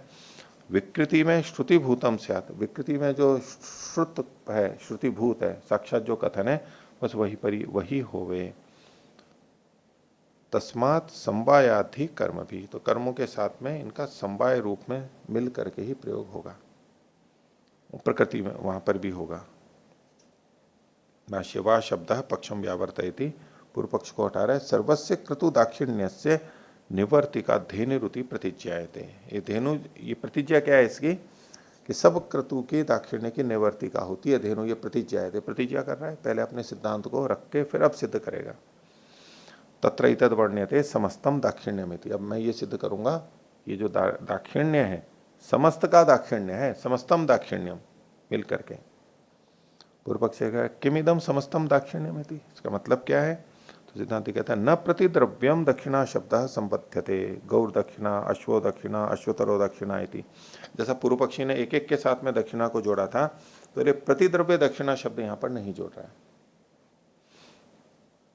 पूर्व पक्षी। कथम तरही, तो सिद्धांति कहता है गवादयो दक्षिणा इति, गाय आदि जो सारे हैं सब मिलकर के दक्षिणा के करेंगे। न ही गवादीन उद्देश्य दक्षिणा संबंधो विधीयते। अब ये अपनी पुष्टि में सिद्धांति हेतु रखेगा। पूर्व पक्षी ने अपनी बातें कही थी, ऐसा लगे कि भाई ये तो बातें ठीक ही कही थी उसने। अब सामान्यतः प्रश्न तो खड़ा हो ही जाता है, चेचे ले रहे हैं तो आप मिला करके कह रहे हो या अलग अलग कह रहे हो, ये निर्णय हमारे को सीधे सीधे नहीं होता ना, संदेह तो रह ही सकता है ना, प्रत्येक से जोड़े या समुदाय से जोड़े। अब प्रत्येक से जुड़े, समुदाय से जुड़े, ये व्याकरण में भी कैसे व्याख्या से देखा जाता है कौन सा संगत होता है, उसके अनुसार हो दोनों सकते हैं, लेकिन यहां कौन सा होगा ये निर्णय कैसे करेंगे? तो अब सिद्धांति अपनी बात को रख रहा है। तो पहली बात तो ये कह रहा है न च गवादीन उद्देश्य दक्षिणा संबंधो विधीयते। पूर्व पक्षी ने पीछे क्या कहा था? गवादी को उद्दिष्ट करके दक्षिणा का विधान किया जा रहा है, तो उसका ही निषेध कर रहा है। बोले नहीं, गवादी को उद्दिष्ट करके दक्षिणा संबंध विधान नहीं किया जा रहा है। क्या? ये गवादयस्ते दक्षिणायति, जो गवादी हैं वो दक्षिणा, ऐसा नहीं कहा जा रहा है यहां पर। तो फिर क्या है? तथा ही दक्षिणा शब्दों गवादीनाम दक्षिणा संबंध विधानार्थम योगपद्येन अंतर्नीत संबंधम अभिवदन बहुवचनांत स्यात्। तथा ही का मतलब कि यदि ऐसा होता तो, गवादी को उद्दिष्ट करके यदि दक्षिणा शब्द की विधि की जाती तो, दोष दिखा रहा है। दक्षिणा शब्दों, दक्षिणा जो शब्द है वो गवादी नाम, गवादियों के दक्षिणा संबंध के विधान के लिए हो रहा होता, उनके विधान के लिए होता, विधानार्थम तो योगपद्य न एक साथ होते हुए अंतर्नीत संबंधम अभिवदन, उनके आपस के संबंधों को बताता हुआ, बहुवचनांत स्यात्, यहां पर दक्षिणा शब्द बहुवचन वाला होना चाहिए था। क्या? गवादयो दक्षिणाः इति विसर्ग लगा लीजिए यहां पर। एक तो एक प्रथमा एक वचन है दक्षिणा इति, वहां तो दक्षिणा इति विसर्ग नहीं है, वहां पर बहुवचन नहीं है, प्रथमा एक वचन है। बोले यदि दक्षिणा ये सब अलग अलग होती तो उन सबको जोड़ते हुए जब दक्षिणा शब्द एक प्रयोग किया जाता तो वहां पर बहुवचन होना चाहिए था, वहां बहुवचन नहीं है। तो गवादयो दक्षिणा इति यथा, उदाहरण दे रहे हैं विपरीत अल्पविराम में, अग्नि शोमौ देवते, बंद कर लीजिए, अग्नि शोमौ, शो में एक ओ की मात्रा और मऊ में मो को मऊ, तो अग्नि और सोम, अग्नि सोमऊ देवते, जो अग्नि और सोम दो कहे जा रहे हैं तो देवता ना होकर के देवते द्विवचन आ रहा है यहां पर। इसी तरह से दूसरा उदाहरण विपरीत अल्पविराम ने, प्राणापानो अभिसम भवताम इति, बंद कर लीजिए, प्राण और अपान ये समभवत उत्पन्न हुए होवे, अभिसम भवताम उत्पन्न होवे, तो भवताम ये द्विवचन आ गया। अगर ऐसा होता तो दक्षिणा में बहुवचन होता, जैसे यहां पर हो रहा है। अब बहुवचन नहीं है, इसी आधार पर निर्णय कर रहा है, ये एक हेतु तर्क रख रहा है। और उसके लिए आधार क्या है? तो गुणवचनानाम शब्दानाम आश्रय तो लिंग वचनानी भवंती। व्याकरण का भी सिद्धांत है, भाषा का ही है कि जो गुणवचन होते हैं, गुणवचन शब्द है, उनका आश्रय के अनुसार लिंग और वचन होता है। जो पूर्वपक्षी कहता है कथम तरी, फिर यहां पर क्या है? यानी पीछे जो कहा था कि गवादी को उद्दिष्ट करके दक्षिणा शब्द नहीं कहा गया है, तो बोले फिर क्या है? तो सिद्धांति कहता है दक्षिणाम उद्देश्य गवादयो विधीयन्ते, दक्षिणा को उद्दिष्ट करके गवादी का यहां पर विधान किया जा रहा है। उद्देश्य विधेय बदल गए यहां पर। कैसे? तो बोले का दक्षिणा, प्रश्न ये था का दक्षिणा का दक्षिणा, भैया दक्षिणा क्या है? तो गवादे थी, तो दक्षिणा शब्द तो उद्देश्य हो ही गया। का उत्तर गवादी है, तो गवादी विधेय हो गए, यहां पर अर्थ बदल गया। आगे अब कहते हैं दक्षिणा है क्या चीज? ये जो सूत्र में कहा था कि क्रतु संयोगात एकत्वम दक्षिणार्थस्य, दक्षिणा का जो अर्थ है उसका जो एकत्व है वो क्या है वो बता। दक्षिणा नाम दक्षतेर उत्साह कर्मणा, तो दक्ष धातु से दक्ष उत्साह कर्म अर्थ में है, तो दक्षिणा क्या होती है? उत्साहित कर दक्षिणा नाम दक्षते उत्साह कर्मण, ठीक है। और अब कोई अध्यात्म में आकर के दक्षिणा को छोड़ दे, ठीक है, तो उसका उत्साह समाप्त हो जाता है, उत्साह समाप्त हो जाता है ना उसका। कोई कहे कि भाई चलो आपको कोई कार्य है वहां है, आइए आप आइए, बोले नहीं मेरी रुचि नहीं है इसमें भाई क्यों नहीं रुचि है? अब वो कहने में तो होगा भाई आध्यात्मिक है, अब ये सब, मैं मेरे इन सब कामों में रुचि नहीं है। भाई रुचि इसलिए नहीं है कि उसका जो फल मिलता है धन आदि वो प्रयोजन नहीं रहा, या तो उसकी चाह नहीं है, तो इसलिए उसको कोई लगता ही नहीं कि भाई क्यों क्यों जाओ, मना कर देगा। तो दक्षिणा नाम दक्षते उत्साह कर्मण। आध्यात्म में जब जाते हैं ना, यूँ कहते हैं लोकेशना को छोड़ो, लोकेशना को छोड़ो, तो अगर कोई गंभीरता से उस पर करने लगता है ना, उसको बड़ा अनुत्साह आ जाता है, क्योंकि आदत ये बनी हुई होती है, या तो लोकेशना होती है या वित्तेषणा होती है, जुड़ा हुआ तो रहता ही है ना व्यक्ति, उसी से ही तो काम का उसकी पूर्ति के लिए ही तो करता रहे, पूरा जबरदस्त अभ्यास बना हुआ होता है, पूरा जीवन ही ऐसा होता है। अब वहां आकर के कि ऐष्णाओं से दूर रहो, अब जैसे ही वो ऐष्णा छोड़ता है तो करने की इच्छा ही नहीं करती, उसकी करने की इच्छा ही नहीं करती, और निष्काम हो जाता है तो कर्म भी नहीं करेगा। हाँ, अगर उसने दूसरे ढंग से संबंध जोड़ लिया है, लौकिक धन यश संतान शिष्य वो सबको हटा करके उसने दूसरा लाभ अगर देख लिया है अपना उसमें कि मेरा पुण्य कर्माशय बनेगा, लाभ तो फिर भी देखेगा ही, वो लौकिक नहीं देख रहा है, अंदर का देख रहा है, कर्माशय की दृष्टि से देख रहा है या निष्कामता की दृष्टि से देख रहा है, मुक्ति प्राप्ति की दृष्टि से उसमें लाभ देख रहा है, तब तो वो कर लेगा। पर वो शुरू में बना नहीं पाता है, उन कार्यों को मुक्ति से जोड़ नहीं पाता है, और जो जुड़ा हुआ था वो हट गया तो वो निरुत्साह आ जाता है। ये बड़ी समस्या थी। मैं भी जब शुरू में गया रोजड़ में तो ये बहुत समस्या थी। मुझे लगता था कुछ भी नहीं, ये सब छोड़ दो अनुत्साह बिल्कुल, कुछ किसी भी चीज की पढ़ने, और जो पढ़ने हैं फिर उसमें भी रुचि नहीं होने लगती। पर उसको मान लो जैसे पढ़ने का है कि भाई चलो ये तो मुक्ति में सहायक है, साधना में सहायक है, तो वहां जुड़ जाता है। नहीं तो पढ़ना चाहिए, उसको जोड़ लेते हैं संबंध बता बता के, या खुद समझ लेते हैं। ऐसे ही कर्मों में भी अब सामान्यतः क्या लगता है कि कोई कर्म कर रहा है इसका मतलब है इसकी ऐष्णा है, क्योंकि सब ऐष्णा से ही करते हैं। सामान्य नियम तो यही है कि ऐष्णा होती है, कुछ ना कुछ इसको दिखाई दे रहा है। इसीलिए जो सेवा कार्य प्रचार कार्य करते हैं तो बोले जरूर लगने लगता है शायद राजनीति में आने वाला है ये गाँव में शहरों में ज्यादा ही जो करने लगता है भाई जरूर, क्योंकि बिना कामना के तो होता नहीं। वो लौकिक कामना कुछ ना कुछ दिखाई देगी, पद यश कुछ भी दिखाई देगा। और ये चूंकि प्राय देखा जाता है, इसलिए काम करने वाले को हमेशा यही सोचते हैं कि भाई ये काम कर रहा है इसका मतलब है इसकी ऐष्णा है। भाई दूसरा सिद्धांत भी तो है कि काम करते हुए बिना ऐष्णा के भी तो कोई कर सकता है। ठीक है कुछ हो सकती है, पूरी नहीं हटी, लेकिन बिना ऐष्णा के भी। और जो जीवन मुक्त करता है वो कैसे कर लेता है? निष्क्रिय तो होता नहीं है। और सन्यासी के लिए ऐष्णा तो छोड़ने के लिए कहा गया, लेकिन कर्म के लिए तो विशेष कहा गया। घूमता रहे, वो जा करके करे, विशेष काम करना होता है उसको। तो इनका सीधा संबंध नहीं है, संबंध जुड़ा हुआ है, ये बात ठीक है, लेकिन अपरिहार्य नहीं है कि कोई काम हो तो ऐष्णा होगी ही। वो अपने दूसरे निष्कामता से भी कर्म कर सकता है, उतने उत्साह से, बल्कि और ज्यादा उत्साह से कर सकता है। महर्षि दयानंद कार्यशील नहीं थे क्या अंत तक? असमर्थ हुए उससे पहले तक तो सक्रिय ही थे। अब हम उनको कहें कि भाई ये तो इतने काम कर रहे हैं, पुस्तकें छपवा रहे हैं अपनी, और जगह जगह जा रहे हैं, राजाओं के पास जा रहे हैं, तो राजाओं में अपनी पूजा पाठ कराते हैं, राजाओं के भोजन अच्छा मिलता होगा रहने की व्यवस्था अच्छी होगी लेकिन और सामान्य जगह तो रहते नहीं। अब कोई देखना चाहे तो वहां भी देख सकता है, पर उनका कहते हैं तो ये कहते हैं भाई वो तो खैर योगी थे, जीवन मुक्त थे, लेकिन और लोग कर रहे हैं तो बोले नहीं आपके तो ऐसा है, तभी तो कर रहे हैं। और जो काम छोड़ के बैठ जाए तो बोले कि ये निष्काम हो गया। तो ये तो कोई बात नहीं हुई। मान लो थोड़ी सी कामना भी है, नहीं छूट पा रही, पूरी है थोड़ी थोड़ी बनी हुई, लेकिन एक काम कर रहा है और एक काम नहीं कर रहा है। ये सोचे कि मैं ऐष्णा, अब ऐष्णा गई नहीं है अंदर से, वो वैसे ही बस काम को रोका है, उस तरीके से रोकने के प्रयास में है वो।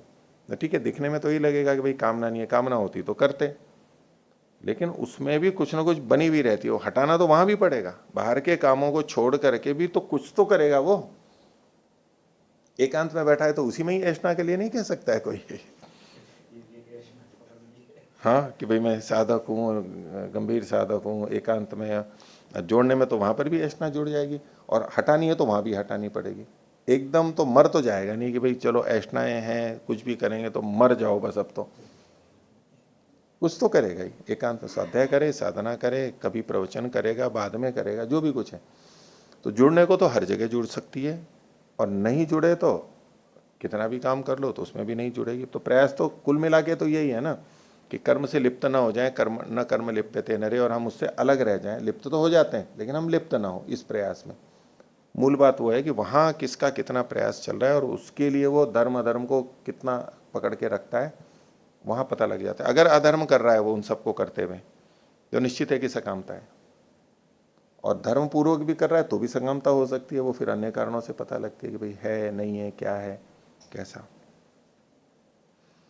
तो दक्षिणा तो क्या होती है? दक्षिणा नाम दक्षतेर उत्साह कर्मणा। तो उत्साह तो होना चाहिए ना हमारे में।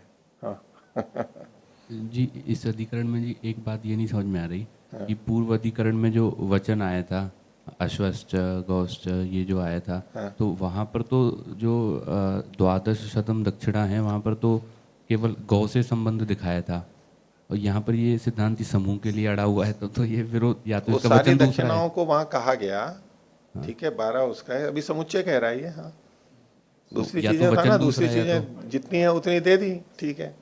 संख्या जो दी जाएगी वो 12 की जाए, बाकी चीजें जैसी हो। अभी ये समुच्चय को ही कह रहे हैं, इसका वहां कर्मकांड में क्या स्वरूप बनता है वो अलग बात है। ये समुच्चय के लिए ही बोल रहा है? हाँ संभव है, संभव है, लेकिन ये कर्मकांड में वास्तव में क्या करते हैं ये अलग बात है। हाँ तो दक्षिणा नाम दक्षतेर उत्साह कर्मणा, दक्षिणा उत्साहिका इति, दक्षिणा उत्साह को करने वाली होती है। और ये दक्षिणा जो है उत्साह करने वाली होती है, तो याग में ये गुण रूप हो गई। अब याग का साधन बनेगी ना, याग में गुण रूप हो गई है। तो एक स गुण, हाँ ये एक गुण है, उत्साहिका है और ये गुण है, ये एक गुण है, एक स गुण। सच प्राधान्य ने विवक्षिता, यहां पर ये जो वचन है इसमें ये गुण, एक गुण वाक्य में प्राधान्य से कथन है, इसको मुख्य रूप से कहा जा रहा है। सच प्राधान्य न विवक्षिता तद विशेषणत्वेन गवादय, तद विशेषणत्वेन, त ये है शे कर लेना, तद विशेषणत्वेन गवादय, उसके विशेषण के रूप में गवादियां कही गई हैं। दक्षिणा कैसी? गवादी की दक्षिणा, तो गवादी जो है वो विशेषण बनेंगे और दक्षिणा जो है यहां विशेष्य बनेगा, ऐसे कथन कर रहे हैं। तो तद विशेषणत्वेन गवादय, अब उसको वो ले रहे हैं जो पीछे लिया था, गुणवचनानाम शब्दानाम आश्रय तो लिंग वचनानी भवंती, उसी को कहें। तो गुणवचनानाम च शब्दानाम आश्रय तो लिंग वचनानी भवंती, ऐसा होता है। अब इसमें गुणवचन शब्द क्या है? दक्षिणा। और शब्दानाम आश्रय, तो आश्रय कौन है? गौ अश्वादि आश्रय हैं, उससे लिंग वचनानी भवंती होते हैं। न द्रव्य वचनानाम आश्रित गुण वशेन, उलट करके कह रहे हैं कि ऐसा नहीं होता है कि द्रव्य वचनानाम, जो द्रव्य वचन है, द्रव्य वचन गौ अश्वादि, उनका आश्रित के गुण के वशीभूत वचन होगा, ऐसा नहीं होता है। तो न द्रव्य वचनानाम आश्रित गुण वशेन,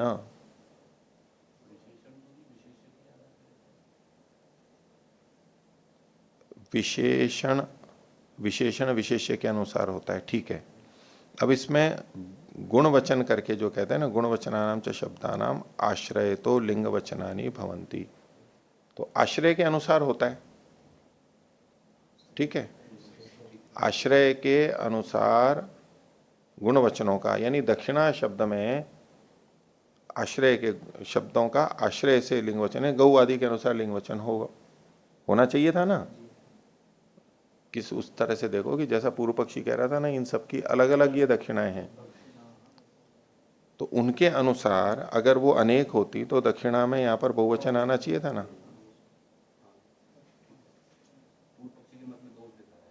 हाँ, दोष दिखा नहीं, वैसे तो ये सिद्धांत पक्ष है, लेकिन सिद्धांत होते हुए भी वहां पर बता रहे हैं ना। हाँ, उनके अनुसार यहां पर होना चाहिए ना, जबकि उसके अनुसार यहां पर क्या है, बोले कि दक्षिणा में एक वचन है और गौ आदि में भी फिर वहां पर उसी तरह से एक वचन है। बोले ऐसे तो नहीं होता है, उनके अनुसार यहां होना चाहिए ना, गुण वचनानाम आश्रय तो लिंग वचनानी भवंती, लेकिन है नहीं ना यहाँ पर। तो वो तो विचारने की बात हो गई ना कि दक्षिणा शब्द में एक वचन क्यों है, इसी आधार पे तो ये कह रहे हैं। यदि ये जो सामान्य नियम है, गुण वचनानाम आश्रय तो लिंग वचनानी भवंती, उसके अनुसार दक्षिणा में बहुवचन आ जाना चाहिए था, ठीक है, लेकिन है नहीं। न होते हुए भी अगर पूर्व पक्षी का अर्थ लिया जाए, पूर्व पक्षी का अर्थ लिया जाए क्या, कि अनेक दक्षिणा है, तो उसके पक्ष में क्या बनना चाहिए था कि दक्षिणा के अनुसार यहां पर वचन है, गौ आदि के अनुसार दक्षिणा में तो है नहीं, तो फिर क्या है, तो दक्षिणा के अनुसार उनमें वचन है, ये लेना चाहिए था। तो बोले ऐसा होता नहीं है, उसका निषेध करे। न द्रव्य वचना नाम आश्रित गुण वशेन, आश्रित के अनुसार उसमें नहीं होता है, यानी दक्षिणा के अनुसार वहां पर नहीं हो सकता। अगर वो कहता है कि गुण वचनों का, गुण वचन शब्दों का के अनुसार नहीं, गुण वचन शब्दों का आश्रय के अनुसार लिंग वचन होता है, इसको मानता तो दक्षिणा में बहुवचन आ जाना चाहिए था। पर वो दक्षिणा के एक वचन को ही संगत ठहराने लगे, तो उल्टे में फिर यही बनेगा कि दक्षिणा के अनुसार वहां पर होगा। और जब दक्षिणा के अनुसार द्रव्यादि में वचन लिंग वचन होने लगे, तो दक्षिणा में द्रव्यादि के अनुसार से वचन की बात ही नहीं बनेगी, क्योंकि दक्षिणा के अनुसार वहां जाना है, तो दक्षिणा में तो जितना है उतना ही रहेगा, उसमें बदलने का कोई आक्षेप कर नहीं सकता है। तो उसके लिए कह रहा है कि ये तो होता ही नहीं है, क्या, न द्रव्य वचना नाम आश्रित गुण वशेन। उदाहरण दे रहे हैं, यथा विश्वे देवा देवता इति, विश्वे देवा देवता, इसको विपरीत अल्प विराम में कर लीजिए। ये जो देवते इति, ये देवता है, ये एक वचन है। और विश्वे देवाः, विश्वे बहुवचन है और देवाः भी बहुवचन है। अब यहां पर देवता शब्द कहा। अब यहां पर द्रव्य वचन क्या है? विश्वे देवाः, उसमें बहुवचन है। और आश्रित कौन है? देवता है, उसमें एक वचन है, उसमें एक वचन है। तो यहां पर देवता एक वचन के अनुसार, ये जो उदाहरण दे रहे हैं ना, उलट करके ये दे रहा है। ये तो उदाहरण मिलता है, लेकिन उलट के क्या कि देवता के अनुसार विश्वे देवा में एक वचन नहीं हो सकता है। विश्वे देवा देवता ये ठीक है, और देवता को देख करके आप, देवता जो है आश्रित गुण वचन, उसके अनुसार विश्वे देवा में आप एक वचन नहीं कर सकते हो, ऐसा कहना चाह रहे हैं। तो यानी गुण वचनों के अनुसार ही, गुण वचनानाम शब्दानाम, गुण वचनों का आश्रय के अनुसार लिंग वचन होता है। तो इस दृष्टि से दक्षिणा में द्रव्य आदि के अनुसार लिंग वचन होना चाहिए।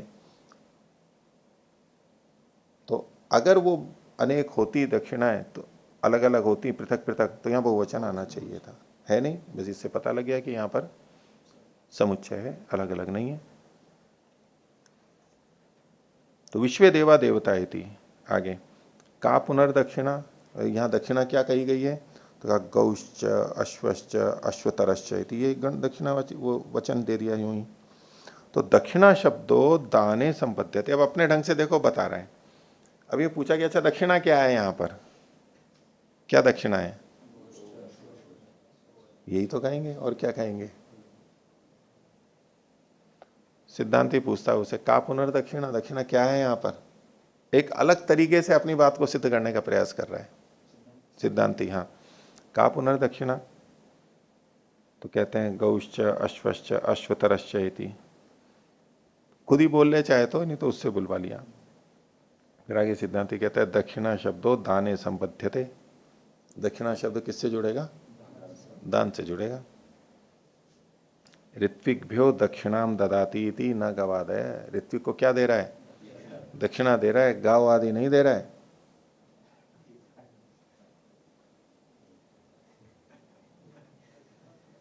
अब हालांकि दक्षिणा गौ आदि ही दी जा रही है, लेकिन वास्तव में वहां पर दक्षिणा दे रहा है, गौ आदि नहीं दे रहा है। गौ आदि नहीं दे रहा है। गाय देना प्रयोजन है या उत्साह करना उत्साह को दे रहा है? क्या प्रयोजन है? दक्षिणा जो है, दक्षिणा दे रहा है, उसका दान कर रहा है। दक्षिणा शब्द दान से हो रहा है। और दक्षिणा का मतलब क्या है?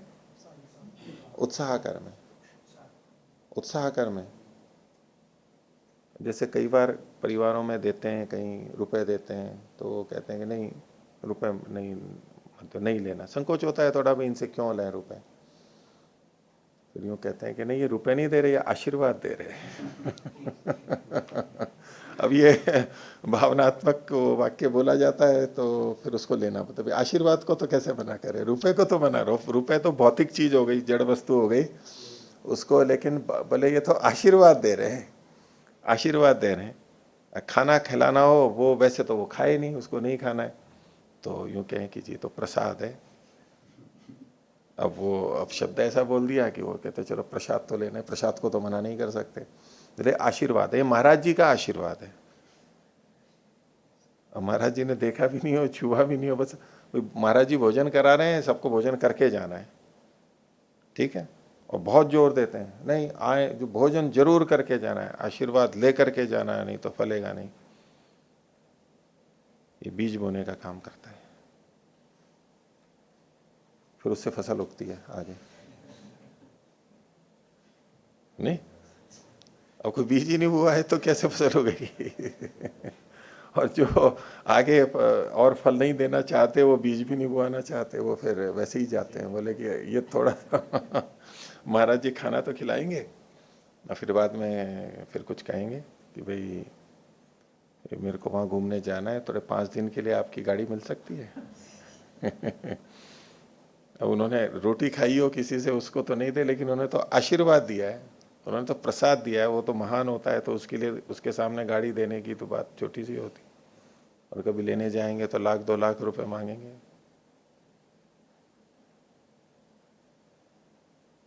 चलो, ये जो क्या बोलता है कि दक्षिणा शब्द दान से जुड़ रहा है। क्या मतलब हुआ? ऋत्विग्भ्यो दक्षिणाम ददाति, क्या दे रहा है? गौ आदि दे रहा है या दक्षिणा दे रहा है?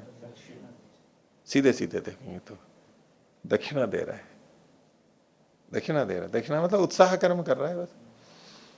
तो दक्षिणाम ददाती थी न गवादयः, एको ही दक्षिणानाम अर्थः। और दक्षिणा का प्रयोजन क्या है? एक ही प्रयोजन है, क्या? ऋत्विजाम आनमनम, उनको अनुकूल बनाना, यही तो प्रयोजन है। और क्या है? उनको दूध पिलाना प्रयोजन थोड़ा है। उनको गेहूं देना, उड़द देना, ये प्रयोजन थोड़ा है। ये तो माध्यम बन रहा है, प्रयोजन वो नहीं है। प्रयोजन तो उनको झुकाना है, अनुकूल बनाना है, बस यही बात है। तो कहा कि एको ही दक्षिणानाम अर्थः ऋत्विजाम आनमनम, और सकृच्य आनताः ते भवन्ति, और वो एक बार ही अनुकूल हो जाते हैं। और जब एक बार अनुकूल हो गए तो भूय आनमनेन अर्थो नास्ति। भूय मतलब पुनः, फिर और आनमन से क्या मतलब है? वो जो तैयार हो गए तो फिर और से कैसे करेंगे? एक बार हो गया तो हो गया। मतलब वहां अगर दक्षिणा को अलग अलग मान करके कथन किया जा रहा है, जैसा पूर्व पक्षी ले रहा था, तो एक एक दक्षिणा दे दी, वो दक्षिणा पूरी हो गई ना। दक्षिणा तो आनमन के लिए है, उत्साहवर्धन, तो आनमन हो चुका।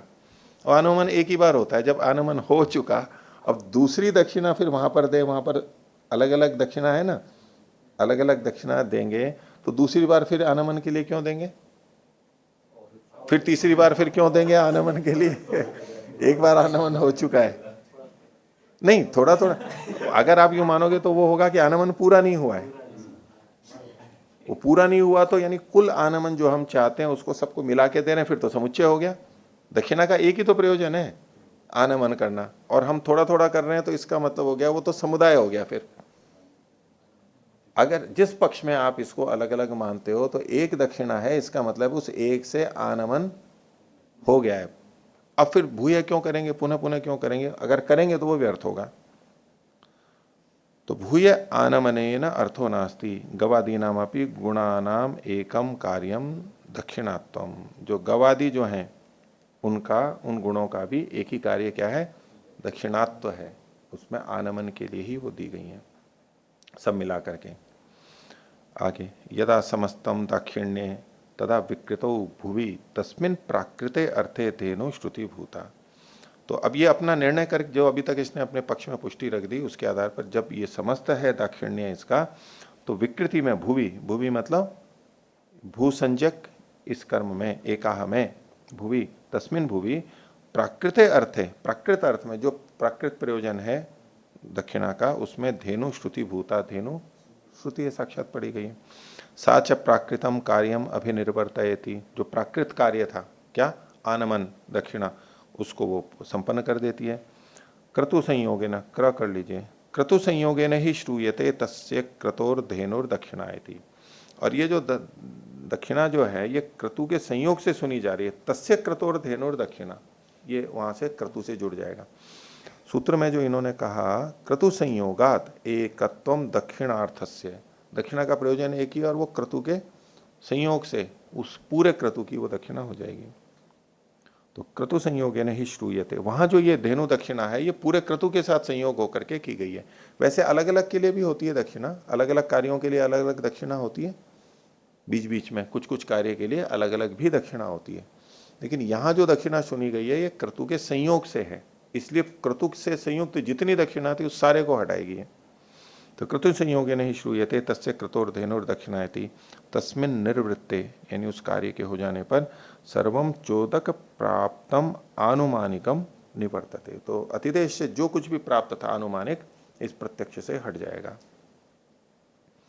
तया समवायाधि कर्मभिर ऋत्विज संपद्यन्ते श्रुतिभूतया, तया श्रुतिभूतया दक्षिणाया, वो जो श्रुतिभूत दक्षिणा है यानी श्रुति से जो प्राप्त है उसके द्वारा समवायात ही, समवाय से उसके जुड़ करके मिल करके कर्म भी ऋत्विज संपद्यन्ते, कर्मों के साथ में ऋत्विज जोड़ दिए जाते हैं, यही प्रयोजन है। अपिच च शब्द श्रुत्या ससहायम गो द्रव्यमिति प्रतीयते, और च शब्द की जो श्रुति है वो सब उससे गोद्रव्य जो है ससहाय गोद्रव्य प्रतीत हो रहा है, अकेला गोद्रव्य नहीं। 112 संख्या तो गो से जुड़ेगी, लेकिन वो ससहाय हो रही है, उसके साथ में दूसरी चीजें भी हैं। च शब्द जो है ना, उससे जैसे पीछे भी कहा था, उसके साथ में ये जो अर्थ आता है, तो कह रहे हैं ससहायम गोद्रव्यम इति प्रतीयते दक्षिणा संबंधो अस्य वाक्य न। वाक्य के साथ च का पहले संबंध जुड़ जाएगा और दक्षिणा के साथ में जो संबंध जुड़ेगा वो वाक्य से जुड़ेगा। च शब्द तो श्रुति से है, पिछली वाली बात को, पिछले अधिकरण में ये जो बात रखी थी उसी को दोहरा के अपनी बात की पुष्टि कर रहा है ये, कि च शब्द तो ससहाय गोद्रव्य को कहता है श्रुति से, और दक्षिणा के साथ में संबंध जुड़ता है वाक्य से। श्रुतिश्च वाक्यात बलीयसी, श्रुति से वाक्य बलवान होता है, नहीं, श्रुति वाक्य से बलवती होती है। तस्मात पूर्वम च योग है, पश्चात दक्षिणा संबंध, तो पहले च से जुड़ जाएगा और दक्षिणा का संबंध बाद में जुड़ेगा। इतरेतर युक्ता दक्षिणात्वेन संबध्यन्ते गवादयो अर्था, तो आपस में एक दूसरे से युक्त होते हुए इतरेतर युक्त हो रहे हैं, ये चकार से जुड़ गया श्रुति से, और अब दक्षिणात्व से ये संबंध होंगे गवादी अर्थ, ये वाक्य से जुड़ेगा, तो सब मिल करके जुड़ रहे हैं। पूर्ण विराम। तस्मात कृष्ण से क्रतु दाक्षिण्य से निवर्तिका धेनु रीति, इसलिए धेनु जो शब्द है ये कृष्ण क्रतु दाक्षिण्य की निवर्तिका होगी, उसको हटा देने वाली होगी। आगे 58वां सूत्र, एक और आक्षेप जो था पूर्व पक्षी का, उसको हटा रहे हैं यहां पर। चोदना नाम अनाश्रयात लिंगेन नियमः स्यात्, जो कथन किए गए हैं उनके अनाश्रय होने से, यानी वहां अस्पष्टता हो, तो पता नहीं लग रहा हो, तब लिंगेन नियमः स्यात्, तब लिंग से नियम होता है। जहां स्पष्टता होती है वहां लिंग से नियमन नहीं होता है। सौर्यम निर्वपेत जो पीछे कहा था पूर्व पक्षी ने, बोले जैसे यहां पर होता है, वो जो उदाहरण दिया था उसका समाधान कर रहे हैं। वहां सूर्य लिंग से, शब्द से वहां पर जो भी नियमन कर रहे हैं वो वहां होता है जहां अस्पष्टता। लिंग का ग्रहण कब होता है? जब अस्पष्टता होती है, जब साक्षात वचन से प्रतीत हो ही रहा है तो फिर लिंग से निर्णय करने की आवश्यकता नहीं होती है। तो चोदना नाम अनाश्रयात लिंगेन नियमः स्यात् यदुक्तम, जो आपने कहा था, पूर्व पक्षी को कह रहा है यथेष्टिर गुण शब्देन इति, ये जो कहा था अत्रोच्यते, इस विषय में उत्तर दे रहे हैं। आग्नेयो पांशु याजाग्निशोमीयानाम प्राकृतानाम, ये तीन चीजें लिखी हैं। एक आग्नेय, अल्प विराम ले लीजिए चाहे तो, आग्नेय, उपांशुयाज और अग्निशोमी। और अग्निशोमियानाम प्राकृतानाम, ये प्राकृति आग है इनका। सौर्य आर्यमण प्राजापत्य नैरितानाम चोदनानाम न किंचित एकम कार्यम, ये विकृति है। सौर्य, वो सौर्यम निर्वपेत, वो वहां एक उन्होंने दिया था, तो सौर्य, आर्यमण, प्राजापत्य, नैरित, ये विकृति के हैं। इनका जो कथन मिलता है न किंचित एकम कार्यम, इसमें कोई एक निश्चित नहीं होता। यद वैकृति चोदना आश्रयेत, जो इन कार्यों में वैकृति जो चोदना है, यानी विकृति में जो प्राप्त है, उस कौन सी ऐसी विकृति हो जो उसके गुणों का आश्रय करे, प्रकृति वालों का, इनमें से कौन सा करे? अनेक हो गए, प्रकृति में भी अनेक है, विकृति में भी अनेक है, तो किससे कौन सा करे ये निश्चय नहीं होता है। तत्र वक्ष्यते, वहां पर इस विषय में कहते हैं एकस्य कर्मणो वैकृतम, तम कर लीजिए इसको, वैकृतम कर्म विध्यंतम गृह्णाति इति, विपरीत अल्प विराम में लीजिए, एकस्य कर्मणो वैकृतम कर्म विध्यंतम गृह्णाति।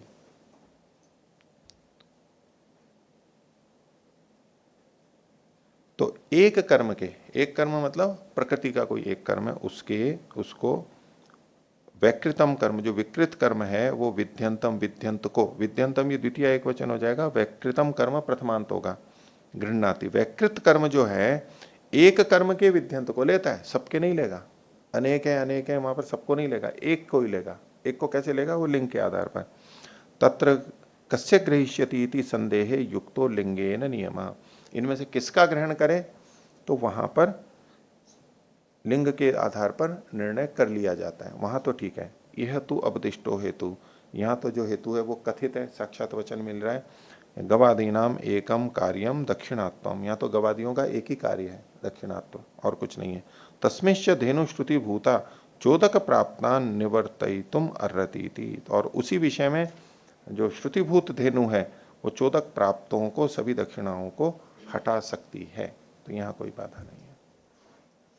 तो आज का पाठ इतना ही रखते हैं। प्रणव।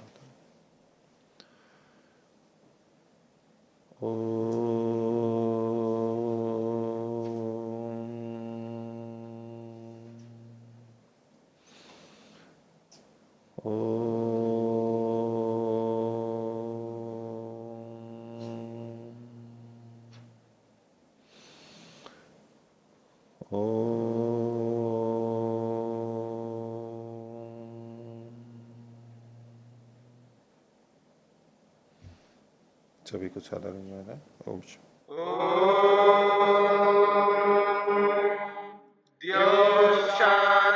शांतिरंतरिक्षम शांति पृथिवी शांतिरापः शांतिरोषधयः शांति वनस्पतयः शांतिर्विश्वे देवा शांतिर्ब्रह्म शांति सर्वं शांति शांतिरेव शांति क्षमा शांतिरेधि। ओम शांति शांति शांति।